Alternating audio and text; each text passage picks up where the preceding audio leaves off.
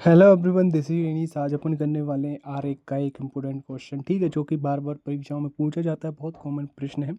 आमतौर पर बहुत सारे स्टूडेंट इसको देखते ही कर देंगे और बहुत सारे स्टूडेंट इसमें कन्फ्यूज़न होंगे। आज हम सारा जो कन्फ्यूज़न होता है, जो क्रिएट होता है, उसको दूर करने का प्रयास करेंगे। तो आपसे पूछा है पेंटर का, वकील का, और पेंटर, वकील और संगीतकार का क्या रिलेशन हो सकता है, ये आपसे पूछा। देखो दोस्तों, पहला ऑप्शन हम बी को देखें तो बी में अगर हम बनाने की कोशिश करें तो बी तो हो ही नहीं सकता, क्योंकि सभी वाला रिलेशंस तो इनमें आ ही नहीं सकता किसी भी तरीके से। ना तो ये तीनों अलग अलग है और ना कुछ अंदर से जा रहा है और ये कट करते हुए, ये तो लगभग दो में कुछ वाला रिलेशन हो रहा है, ये भी नहीं हो सकता। ठीक है, तो हमारा राइट आंसर होगा ऑप्शन ए। चलो इसको और डिटेल में समझने का प्रयास करते हैं।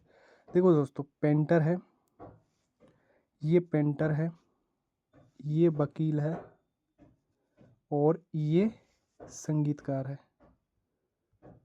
अब देखो दोस्तों, वकील एक पेशा है, पेंटर क्या होता है, एक शौक होता है, संगीत क्या होता है, संगीतकार एक शौक हो सकता है। तो वकील के लिए पेंटर और संगीतकार दोनों शौक हो सकते हैं, बिल्कुल हो सकते हैं। संगीतकार एक वकील हो सकता है, संगीतकार एक पेंटर हो सकता है। पेंटर एक वकील हो सकता है और पेंटर एक संगीतकार हो सकता है। इसका मतलब ये है कि इनमें जो रिलेशन बनेगा वो कुछ वाला बनेगा, यानी कि सम वाला। यानी कि कुछ पेंटर वकील हो सकते हैं, कुछ वकील संगीतकार हो सकते हैं, कुछ संगीतकार वकील हो सकते हैं, कुछ संगीतकार पेंटर हो सकते हैं। ठीक है, कुछ पेंटर संगीतकार हो सकते हैं, कुछ संगीतकार पेंटर हो सकते हैं। इस प्रकार से हमारा ऑप्शन नंबर ए करेक्ट हो जाता है, क्योंकि जो शौक होता है वो एक व्यक्ति कर सकता है, मतलब खुद का पैसे के साथ साथ शौक को पूरा किया जा सकता है।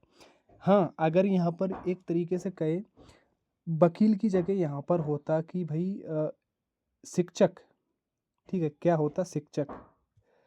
संगीतकार की जगह फिर कुछ वाला रिलेशन नहीं आता। ठीक है, क्योंकि ये पेंटर और संगीतकार दोनों शौक है, मतलब जी कोई भी कर सकता है, एक दूसरे भी कर सकते हैं और कोई पैसे वाला आदमी भी कर सकता है। होपफुली ये क्लियर हो चुका होगा।